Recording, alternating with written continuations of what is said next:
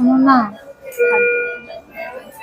সোনা মা, নমস্কার। আদ্রিতির সিচুয়েশন তো আপনারা দেখতেই পাচ্ছেন।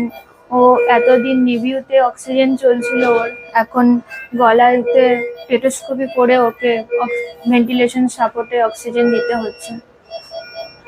তো প্রায় 3 মাস হতে যাচ্ছে, ও একই রকমই আছে, অক্সিজেন লেভেল কিছুতেই কমানো যাচ্ছে না। তো মেন যে চিকিৎসাটা ওর দরকার, জিন থেরাপি দিলেই তবে ওর মাসেল পাওয়ারটা খুলবে, আস্তে আস্তে বাড়বে, তারপরেই ও আস্তে আস্তে রিকভার হবে, যেটা ডক্টরদের বক্তব্য।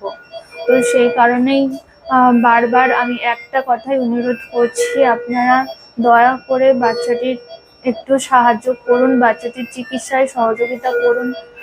প্রায় 3 মাস হয়ে গেল, বুঝতেই পারছেন একটা আইসিইউর খরচ কতটা হতে পারে। পার ডে রেগুলার বেসে যে খরচ, আবার মেডিসিন খরচ, রিপোর্ট খরচ, আমরা সাধারণ পরিবার আর টানতে পারছি না।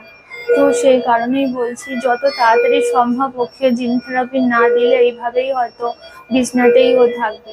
তো সেই কারণে বারবার আপনাদের কাছে বিনীত অনুরোধ করছি, হাত জোর করে অনুরোধ করছি যে আপনারা যে যেখান থেকে দেখছেন, একটু আমার পরিবারের পাশে থাকুন। আমার আদ্রিতির সুস্থ করার জন্য যে 16 কোটি টাকার প্রয়োজন, তো সেখানে একটু সহযোগিতা করুন। একেবারেই ফান্ডের রেস তেমন নেই। মেয়ের বয়স এই 8 মাসে পড়েছে।